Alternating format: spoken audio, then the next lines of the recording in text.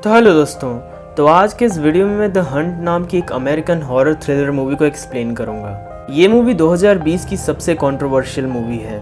इस मूवी के कंट्रोवर्शियल होने का मेन कारण है इसके अंदर दिखाए गए डेथ सीन्स और साथ ही साथ इस मूवी का पॉलिटिकल ओपिनियन।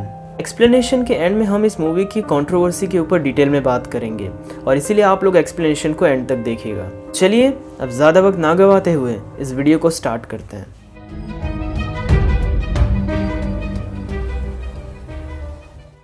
तो मूवी की शुरुआत में हमें एक ग्रुप चैट दिखाया जाता है जिसके अंदर कुछ दोस्त आपस में बात कर रहे होते हैं। उनमें से एक एथीना नाम की लड़की बोलती है कि हंट की डेट नज़दीक आ रही है और लोगों को मारने से अच्छा कुछ भी नहीं हो सकता है। सीन चेंज होता है और हम एक प्राइवेट जेट देखते हैं जिसके अंदर कुछ लोग इकट्ठा हुए होते हैं। तभी वहाँ पर एक घबराया हुआ आदमी आता है जो कहता है कि वो यहाँ पर कैसे आ गया। वो आदमी कंफ्यूज्ड होता है कि वो किस जगह पे है। तभी एक दूसरा आदमी उसके सामने आता है जो उसे शांत करने की कोशिश करता है। वो उसे जमीन पे लेटने को कहता है और ऐसा करने के बाद ही वो उसके गले में पेन घुसा देता है। वो आदमी अपनी जान बचाने की कोशिश करता है लेकिन तभी वहाँ पर एथीना आती है। ये वही औरत है जिसका ग्रुप चैट हमने मूवी की शुरुआत में देखा था। वो उस आदमी के पास आती है और सीधा उसके आँख में अपना सैंडल घुसा देती है। वो आदमी मारा जाता है और एथीना अपने सैंडल पर से उसकी आँख हटाती है। इसके बाद हम योगा पैंट्स नाम के कैरेक्टर को देखते हैं जो जंगल में जागती है।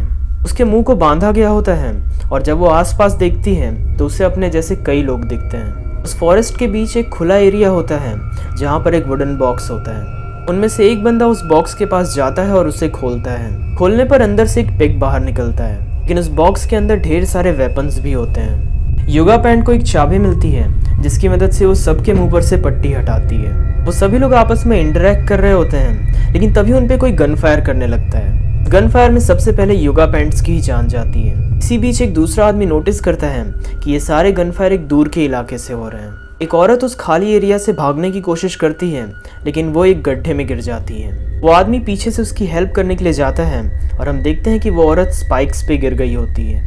वो उसे बाहर निकालता है और वो दोनों जंगल की ओर भागने लगते हैं। पर इससे पहले कि वो लोग जंगल में पहुंच पाते वो आदमी एक लैंडमाइन पे अपना पैर रख देता है और इसके बाद एक ब्लास्ट में वो मारा जाता है और वो औरत वापस से गड्ढे में गिर जाती है। एक दूसरा आदमी उस औरत की हेल्प करने के लिए आता है और हम देखते हैं कि उस औरत की आधी बॉडी ब्लास्ट हो चुकी होती है और वो औरत उससे गन छीन लेती है और खुद को शूट कर लेती है। वो आदमी सीधा जंगल में जाता है जहाँ पर वो 3 और लोगों से मिलता है। उन चारों के सामने वायर्स की एक बाउंड्री होती है जिसे उनमें से 3 लोग क्रॉस कर लेते हैं और उनमें से एक बंदा पीछे रह जाता है जिस पे ढेर सारे एरोस शूट होने लगते हैं। वो वापस पीछे जाने लगता है ताकि वो उन लोगों को मार सके जो उस पे एरोस फायर कर रहे थे। पर इससे पहले कि वो कुछ कर पाता उस पे और भी ज़्यादा एरोस फायर होने लगते हैं और इसी कारण से वो नीचे गिर जाता है। इसके बाद उसके पास 2 ग्रेनेड्स आते हैं और वो ब्लास्ट में मारा जाता है। बचे हुए 3 लोग एक स्टोर में एंटर करते हैं जहाँ पर वो माँ और पॉप नाम के कैरेक्टर से मिलते हैं। इन तीनों में से जो 2 आदमी होते हैं वो माँ और पॉप नाम के कैरेक्टर से आर्ग्यूमेंट करने लगते हैं। जो औरत होती है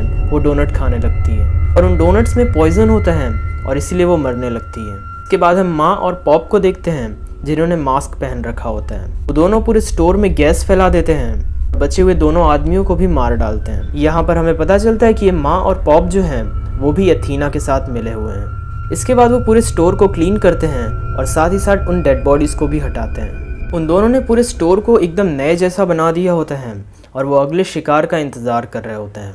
और तभी वहाँ पे क्रिस्टल नाम की कैरेक्टर आती है और मैं आपको बता देना चाहूँगा कि ये इस मूवी की मेन कैरेक्टर है। क्रिस्टल उनसे अपनी लोकेशन के बारे में पूछती है और साथ ही साथ एक सिगरेट खरीदती है। जब उसे चेंज वापस मिलता है तो उसे शक होता है और वो सीधा माँ और पॉप पे हमला कर देती है और दोनों को शॉटगन से मार डालती है। इसके बाद क्रिस्टल बाहर आती है और वो एक ट्रक का नंबर प्लेट हटाती है। उस नंबर प्लेट के पीछे उसे एक और नंबर प्लेट मिलता है जिससे उसे पता चलता है कि माँ और पॉप ने जो लोकेशन बताई थी वो गलत है और वो किसी और ही जगह पर है। उसे उस ट्रक में कुछ वायर्स भी दिखते हैं जो बॉम्ब से कनेक्टेड होते हैं। इसके बाद वहाँ पर एक गैरी नाम का बंदा आता है और क्रिस्टल उसे उस ट्रक के बारे में वार्न करती है। क्रिस्टल और गैरी साथ में आगे जा रहे होते हैं। तभी उनके बाजू से एक ट्रेन जाती है और क्रिस्टल सीधा ट्रेन में चढ़ जाती है। पीछे से गैरी भी आता है और वो भी क्रिस्टल की हेल्प से ट्रेन में चढ़ जाता है। उन दोनों को ट्रेन में कुछ रेफ्यूजीज मिलते हैं। उन सभी के बीच एक माइक नाम का भी आदमी होता है। गैरी का ये कहना था कि ये सभी क्राइसिस एक्टर्स हैं जो उन्हें सिर्फ गुमराह करने के लिए हैं, पर क्रिस्टल उसकी बात पे विश्वास नहीं करती है। आगे ट्रेन को कुछ सोल्जर्स रोकते हैं और वो सभी को बाहर निकाल देते हैं। गैरी सोल्जर्स से कहता है कि ये सारे रेफ्यूजीज नकली हैं, लेकिन सोल्जर्स उसे एकदम ही इग्नोर कर देते हैं। तभी माइक गैरी के बाजू में आता है और वो उससे कहता है कि मुझे नहीं लगता कि वो लोग तुम्हारी बात पे विश्वास करने वाले हैं। उसको इंग्लिश बोलते देख गैरी एकदम से सरप्राइज्ड हो जाता है। माइक आगे बताता है कि सिर्फ वही क्राइसिस एक्टर है और उसको छोड़ के बाकी सारे रेफ्यूजीज असली हैं, यहाँ तक कि ये सारे सोल्जर्स भी असली हैं।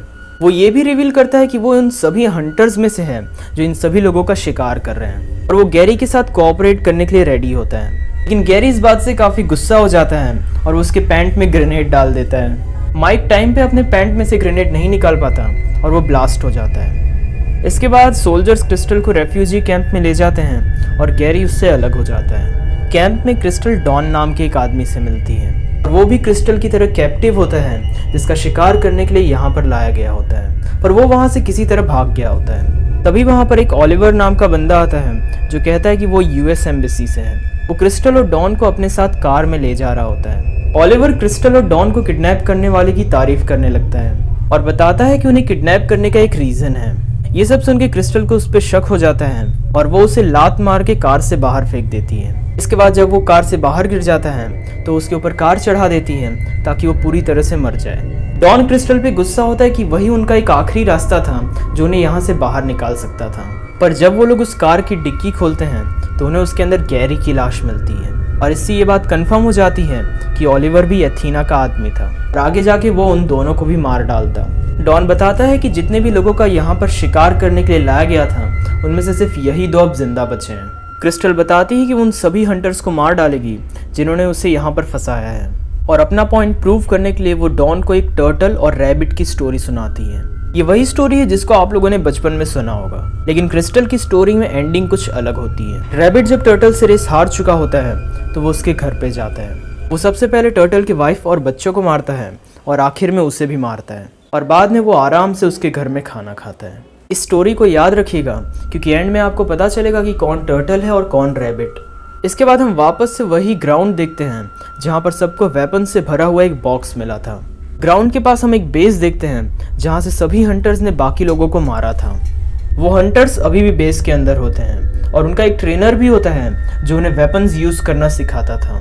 यहाँ पर मैं बता देना चाहूँगा कि ये सभी हंटर्स काफ़ी अमीर लोग हैं और इनकी लीडर एथेना है। हम एथेना को तो यहाँ पर नहीं देखते हैं, लेकिन उसको छोड़ के बाकी सभी हंटर्स यहाँ पर होते हैं। डॉन और क्रिस्टल भी वहाँ पर पहुँचते हैं और डॉन को एक पिग मिलता है। वो उस पिग को उनके बेस में डालता है जिससे वो लोग डिस्ट्रैक्ट हो जाते हैं। इसके बाद क्रिस्टल अंदर आती है और वो एक एक करके सभी हंटर्स को मार डालती है, लेकिन उन हंटर्स का ट्रेनर अभी भी जिंदा होता है और वो क्रिस्टल पे हमला कर देता है। इसके बाद क्रिस्टल और उस ट्रेनर के बीच फाइट होती है जिसके अंदर ऑब्वियसली क्रिस्टल जीत जाती है। इसके बाद रेडियो पे एथेना का कॉल आता है और वो डॉन को फंसाने के लिए कहती है कि उसने अभी तक क्रिस्टल को मारा या नहीं।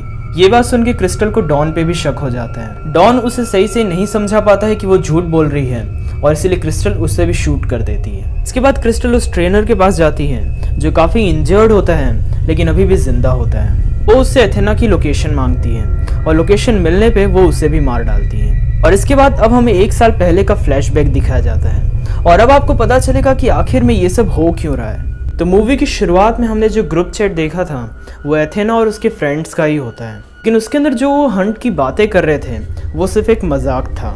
लेकिन क्रिस्टल और 11 और लोगों ने मिलके उसके इस ग्रुप चैट को फैला दिया था और इसी कारण से एथेना और उसके साथियों को जॉब से भी निकाल दिया गया था। शुरू में तो हंट सिर्फ एक मजाक था, लेकिन जब एथेना और उसके साथियों के साथ ऐसा हुआ तो उन्होंने डिसाइड किया कि वो लोग कुछ तो ऐसा करेंगे अब, और इसीलिए उन्होंने एक पूरा प्लान सेट किया और आखिर में सबको यहाँ पर ट्रैप कर दिया।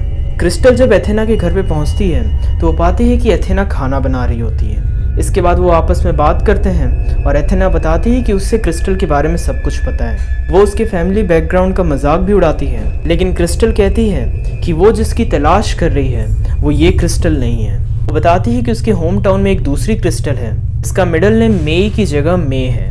इसी मिडिल नेम की वजह से एथेना ने गलत क्रिस्टल को पकड़ लिया है। इसके बाद क्रिस्टल और एथेना के बीच फाइट होती है जिसके अंदर वो दोनों बहुत बुरी तरह इंजर्ड हो जाते हैं और साथ में नीचे गिर जाते हैं। पर रेस्ट करने के बाद वो लोग वापस से उठते हैं और फिर से फाइट करते हैं और आखिर में एथेना हार जाती है। मूवी के एंडिंग सीन में एथेना मर जाती है और क्रिस्टल को एक रैबिट दिखता है उसकी डेड बॉडी के पास। इसके बाद क्रिस्टल उठती है और वो एथेना का बनाया हुआ खाना खाती है। और इसके बाद वो एथेना का ड्रेस पहनती है और उसके ही कुत्ते को लेके उसके प्राइवेट जेट में चली जाती है। इसके बाद वो फ्लाइट अटेंडेंट के साथ शैंपेन पीती है और वो पायलट को टेक ऑफ करने के लिए कहती है और मूवी यहीं पे खत्म हो जाती है। यहाँ पर आप लोग समझ ही गए होंगे कि रैबिट कौन था और टर्टल कौन था। जाहिर सी बात है कि क्रिस्टल रैबिट थी और एथेना टर्टल। तो चलिए बात करते हैं इस मूवी की कंट्रोवर्सी की। इस मूवी में कई ऐसे डायलॉग्स यूज़ किए गए हैं जो मॉडर्न वर्ल्ड की करंट सिचुएशन को बताते हैं, कैसे पॉलिटिकल लीडर्स गलत बात फैला के खुद का फ़ायदा करवाते हैं। इस मूवी में साथ ही साथ कई जगहों पे लेफ्ट विंग और राइट विंग की भी बात की गई है और ये मूवी हमें मैसेज देती है कि सोशल मीडिया किस हद तक आपको गुमराह कर सकता है। मूवी से ये भी पता चलता है कि इंटरनेट पे दिखाई जाने वाली हर चीज़ सही नहीं होती है। एथेना को सिर्फ एक मजाक के कारण उसके जॉब से निकाल दिया गया था और क्रिस्टल को सिर्फ गलत इंटरनेट इन्फॉर्मेशन की वजह से किडनैप किया गया था। ऊपर से इस मूवी में कई पॉलिटिकल लीडर्स को भी इनडायरेक्ट रेफरेंस दिया गया है। इसी कारण से ये मूवी कंट्रोवर्शियल होती है। तो ये था आज का एक्सप्लेनेशन। उम्मीद करता हूँ कि आपको ये वीडियो पसंद आया होगा। अगर कोई भी डाउट है तो कमेंट करें और आगे ऐसी ही एक्सप्लेनेशन पाने के लिए चैनल को सब्सक्राइब कर लें। तो चलिए अब मैं निकलता हूँ। Good bye.